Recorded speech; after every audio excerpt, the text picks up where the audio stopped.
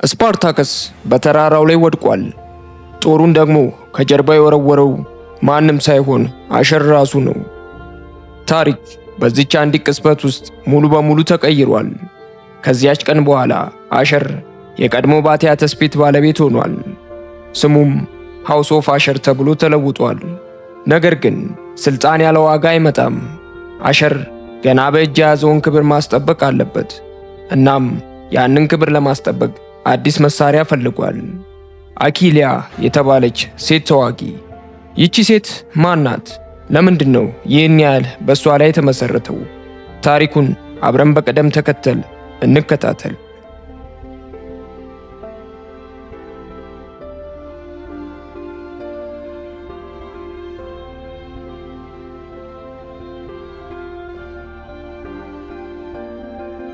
ፊልሙ ሲጀምር ግላዲያተሮቹ በአሸር ግቢ ውስጥ ልምምድ እያደረጉ ነው። ዶክተሬ ወደ ታክቦን ወደ ተባለ ግላዲያተር ሄዶ ስለ ውጊያው ታክቲክ እየነገረው እናያለን። ከትንሽ ቆይታም በኋላ አኪሊያ የተባለችው አዲሷ ባሪያ ግላዲያተር ለመሆን ወደ መለማመጃው ስትመጣ እንመለከታለን። ሁሉም ግላዲያተሮች ሴት ግላዲያተር አይተው ስለማያውቁ ግራ በመጋባት ይመለከቷታል። ዶሚነስ አሸር ራሱ ገብቶ ንግግር ያደርጋል። ለታዳሚው ተጨማሪ እንግዳ ስጦታዎችን ወደ ስቴዲየም እንደሚያቀርብ ቃል ይገባል። ከዛም አኪሊያን የሞት መልአክ ብሎ ያስተዋውቃታል። የተዋጊዎቹ ምላሽ ግን ፌዝ ብቻ ነው። በተለይ ትዕቢተኛው ታርቾን ከእሷ ጋር ለልምምድ ሲጣመር በንቀት ይመለከታታል። አኪሊያ ከታርኮን ጋር ልምምድ እንድታደርግ ዶክተሬ ጠራዋል። ፋይት በሚያደርጉበት ሰዓት ግን አኪሊያ ሲበዛ እልህኛ ነበረች። በልምምድ ወቅት ታርኮን ሲጥላት በመነሳት እንደማትፋለም ለዶክተሬ ትነግረዋለች። አኪሊያ ግን ከኮሪስ የግርፋት ትዕዛዝ ለመቀበል ፍቃደኛ አትሆንም። ይህ ኮሪስን ያሳስበዋል። ይቺ ሴት በቀላሉ የምትገዛ እንዳልሆነችም ይረዳል። ግላዊ በሆነ ውይይት ውስጥ አሸር ኮሪስን አንድ ነገር ያስተዋውሰዋል። ስፓርታከስ ራሱ በጦር መሳሪያነት ከመቀረጹ በፊት ልክ እንደ አኪሊያ ተመሳሳይ አምባገነንነት ነበረው። ስለዚህ ዶሚነስ ኮሪስን በግድ ያስገድደዋል። ይችን ሴት በራሱ አምሳል እንዲቀርጻት። ሽልማቱ ደግሞ ቀላል አይደለም። በስቴዲየም ውስጥ ከወንድማማቾቹ ፌሮክስ ጋር የሚደረግ ፍልሚያ ነው።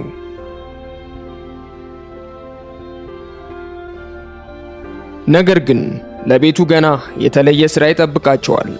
አንድ ሥራ ለግላዲያተር ክብር የማይመጥን። ጁልየስ ቄሳር ትዕዛዝ ልኮ የአሸርን ተዋጊዎች ወደ አፒያ መንገድ ይጠራቸዋል። እዚያ የተሰቀሉ በርካታ የበሰበሱ አስክሬኖች በመስቀል ላይ ተንጠልጥለው ይታያሉ። ቁራዎች በላያቸው ላይ ይበራሉ። የግላዲያተሮቹ ሥራ ቀላል ነው፣ ግን አዋራጅ። እነዚያን አካላት አውርደው ማስወገድ። ይህ ትዕይንት ብቻውን ትልቅ መልእክት ይዟል። ምንም ያህል ስም ቢገኝ አሸር አሁንም በሮማውያን ሥርዓት ውስጥ ትንሽ ካስማ ብቻ ነው። ቄሳር ይህንን ሥራ የሰጠው በአጋጣሚ አይደለም፣ አሸርን ወሰኑ ላይ ለማቆየት ነው። ተዋጊዎቹ አካላቱን እያወረዱ ሳለ ኮሪስ ድንገት ይደነግጣል። ከሞቱት አካላት አንዱ የቀድሞ ጓዱ ጋኒከስ ነው፣ የባቲያ ተስፔት ታላቅ ሻምፒዮን የነበረው ተዋጊ። ኮሪስ በጥልቅ ሐዘን ውስጥ ተውጦ ያንን ጓደኛውን ያስታውሳል። ጋኒከስ ነፃነትን በእጁ ለመያዝ ሲል ከስፓርታከስ ጋር ተባብሮ እንደወደቀ ትዝ ይለዋል። ይህ ትዕይንት ያለፈውን ታሪክ ከአዲሱ ትውልድ ጋር በቀጥታ ያገናኘዋል። ጋኒከስ ለነፃነት የከፈለው ዋጋ አሁንም በዓይናችን ፊት ይታያል። በዚህ መካከል አኪሊያ ግን ከዚህ ሥራ ውጪ ተትታለች። ጓደኞቿም አብረው ወደ አፒያ መንገድ ሲወጡ እሷ በእስር ቤት ውስጥ ብቻዋን ትቀራለች። እዚያ ሂላራ ትገባለች፣ የአሸር ቅርብ ወዳጅ የሆነች። እናም ግልጽ ማስፈራሪያ ትወረውረላታለች። ዳግም አሸርን ብትነኪው እገልሻለሁ ትላታለች። በሚታይ ዘዴ ብቻ ሳይሆን በማይታይ መንገድም እንደምትገላት በተዘዋዋሪ ትጠቁማታለች። መርዝ የሚል ፍንጭ በድምጿ ውስጥ ተሸፍኖ ይሰማል። አኪሊያ ግን ፊቷ ላይ ምንም ፍርሃት አይነበብም። በጸጥታ ትታዘባታለች። ተዋጊዎቹ ወደ ቤት ሲመለሱ ኮሪስ ለአኪሊያ ግልጽ የሆነ ትዕዛዝ ይሰጣታል። ከፌሮክስ ወንድማማቾች ጋር ልትፋለም ስለተዘጋጀች ሰውነቷን ማጠንከር አለባት። ስለዚህ በአንድ ጊዜ ብዙ ወንድ ተዋጊዎችን መጋፈጥ ትጀምራለች። የካሜራው ትኩረት ወደ አቧራው ግቢ ይሸጋገራል። ሰይፎች ይጋጫሉ፣ ጩኸት ይሰማል። አኬሊያ ደጋግማ መሬት ላይ ትወድቃለች፣ ግን ደጋግማ ትነሳለች።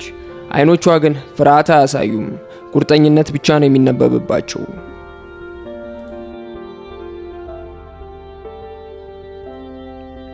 ምሽት ላይ ተዋጊዎቹ በጋራ ገበታ ላይ ተቀምጠው ምግብ ሲመገቡ ከመካከላቸው ክሪቴክስ የሚባል ጨካኝ ተዋጊ ወደ አኬሊያ ይጠጋል።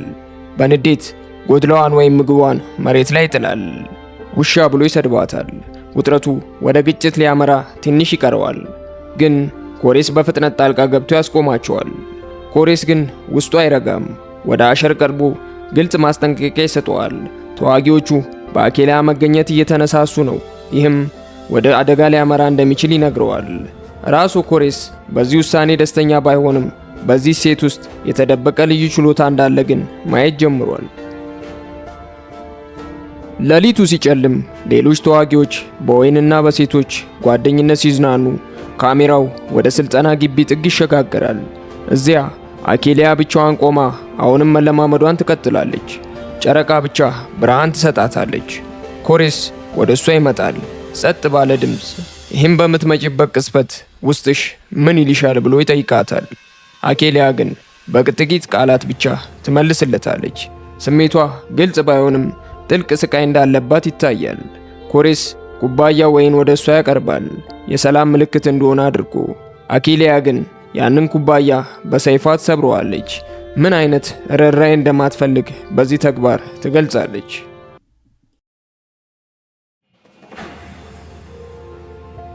በዚህ መሃል ዶሚኔስ አሸር ከጋቢኔስ ግብዣ ደብዳቤ ደርሰዋል። ያንኑ ምሽት ወደ ቤቱ እንዲመጣ ይጠይቀዋል። የግብዣው ምክንያት ግልጽ ባይሆንም አሸር በራስ መተማመኑ ሳይናወጥ ጉዞውን ጀምሯል። ጋቢኔስ ቤት ሲደርስ አሸር ከጋቢኔስ ልጅ ከቪሪዲያ ጋር ይተዋወቃል። በሁለቱ መካከል ወዲያውኑ የማይካድ መሳሳብ ይፈጠራል። ግን ግንኙነታቸው ገና ከመጎልበቱ በፊት በሌላ ሰው ጣልቃ ገብነት ይቋረጣል። ቪሪዲያ ደግሞ ባሏ በስፓርታከስ እጅ ያጣች ስለሆነች አሸርን እንደ ጀግና አድርጋ ማየቷ አያስደንቅም። ከዚያም አሸርና ጋቢኔስ ማዕድ ይካፈላሉ። ጋቢኔስ ውይይቱን ይከፍታል። ዶሚኔስ በሁለት ዓላማ መካከል የተያዘ ሰው እንደሆነ ያስረዳል። በአንድ በኩል በሮማ ሊቃን ዓለም፣ በሌላ በኩል ደግሞ በራሱ ባሪያ ተዋጊ ስር። ጋቢኔስ የአሸርን ውስጣዊ ውጥረት አይቶ ለራሱ ጥቅም ሊጠቀምበት ይሞክራል። ወሬውን በብልጠት ይመራል። አሸር ስሜቱን በግልጽ እንዲናገር ያበረታተዋል። በመጨረሻ አሸር ራሱን መቆጣጠር አይችልም፣ እውነቱን ይናገራል። ጋቢኔስ ደካማ ሰው መሆኑን በመርዘኛ ምላስ ባለቤቱ እየተቆራረጠ ስልጣኑን ብቻ ለመያዝ የሚታገል ሰው መሆኑን በግልጽ ያስረዳዋል። ጋቢኔስ ይህንን ሲሰማ በንዴትና በአፍረት ይንቀጠቀጣል። ደግፎ ይስቅና በመጨረሻ አሸርን ከቤቱ አስወጥቶ ያባርረዋል። አሸር ወደ ቤቱ ሲመለስ ትዕይንቱ ወደ አስደንጋጭ ደረጃ ይሸጋገራል። ሁለት የሰከሩ ተዋጊዎች ክሪቴክስ እና ኤፌሲየስ ወደ ስልጠና ግቢ ይገባሉ። አኬሊያን ብቻዋን ተለማምዳ ያገኟታል። አልኮል ድፍረት ሰጥቷቸው ማላገጥ ይጀምራሉ። ቃላቶቻቸው ከጊዜ ወደ ጊዜ እየከፉ ይሄዳሉ። ውጥረቱ ወደ አካላዊ ግጭት ይቀየራል።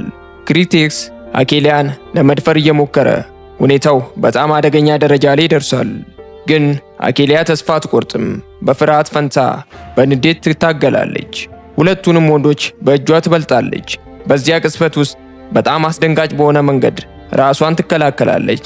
ክሪቴክስን በራሷ ጡንቻ ብቻ ትገድለዋለች። ኮሬስ ይህንን ወሬ ሲሰማ ንዴቱ ወደ ላይ ይወጣል። ወደ አኬሊያ ቀርቦ ግልጽ ሕግ ያስታውሳታል። በዚህ ቤት ውስጥ ሕይወት የመንፈቅ ስልጣን ያለው አሸር ብቻ ነው። ማንም ሌላ ሰው ይህ ስልጣን የለውም። ስለዚህ ኮሬስ ራሱ ተነስቶ ወደ ውጊያ ይገባል። የወንድማማችነቱን ስርዓት ለመጠበቅ ሲል በስታዲየም ውስጥ ከአኬሊያ ጋር ይፋለማል። ፍልሚያው በጣም ፈጣን ነው። ኮሬስ በቀላሉ የበላይነቱን ይይዛል። አኬሊያን ደጋግሞ ወደ መሬት ይጥላታል። ግን ገዳይ ምቱን ሊያሳርፍባት በተዘጋጀበት ቅጽበት አንድ ነገር ትኩረቱን ይስባል። በእጁ ላይ ያለ የደም ጠብታ አገኘ። አኬሊያ ደም አፍስሳበታለች። ይህ ትንሽ ድል ቢመስልም ትልቅ ትርጉም ይይዛል። ኮሬስ በዚህ ቅጽበት ውስጥ አክብሮት ይሰማዋል። ትግሉን ያቆማል፣ ሰይፉን ይመልሳል። እናም ከዚያ ቅጽበት ጀምሮ አኬሊያ ከቤቱ ወንድማማችነት አንዷ ተደርጋ ትቆጠራለች። ከዚህ በኋላ ማንም በሷ ላይ እጁን ማንሳት አይችልም። ይህ ክፍል ፎርሴከን ማለትም የተተወ ተብሎ የተሰየመው በአጋጣሚ አይደለም። ጋኒከስ ተትቷል፣ ተረስቷል፣ በአፒያ መንገድ ላይ ተንጠልጥሎ ቀርቷል። የነጻነት ትግል ውጤቱ ምን እንደሆነ የሚያሳይ ጨለማ ማስታወሻ። አኬሊያ በበኩሏ በራሷ ቤት ውስጥ እንኳን የተተወች ትመስል ነበር። ጥበቃ የላትም፣ ደጋፊ የላትም። ግን በደሟ በጥንካሬዋ ራሷ ከውድቀት የታደገች እናም ለራሷ አዲስ ቦታ ትፈጥራለች። አሸር ደግሞ በሁለት ግንባሮች ውጊያ ውስጥ ገብቷል። በአንድ በኩል በሮማ ፖለቲካ ውስጥ ስሙን ለማደራጀት እየታገለ፣ በሌላ በኩል ደግሞ በራሱ ቤት ውስጥ ስርዓት ለማስከበር እየታገለ ነው። ሁለቱም ግንባሮች ደግሞ በእያንዳንዱ ቅጽበት እየተናወጡ ናቸው። ይህ ገና ጅምር ብቻ ነው። ኃይል፣ ክህደት፣ የደም ጥማትና የፖለቲካ ሴራ ገና እየተጋጋሙ ነው። ቀጣዩ ክፍል ምን ያህል ተጨማሪ አስደንጋጭ ክስተቶችን ይዞ ይመጣል? ይህም ቪዲዮ ወደውታል? ለክፍል 3 ሙሉ ሪካፕ ካልተመዘገባችሁ አሁኑኑ ሰብስክራይብ አድርጉ፣ ደውሉንም ይንኩ። አስተያየታችሁን ከታች ጻፉልን። አኬሊያ ወደፊት ትድናለች ወይስ ትወድቃለች ትላላችሁ? እስከሚቀጥለው ክፍል ድረስ ደህና ሁኑ።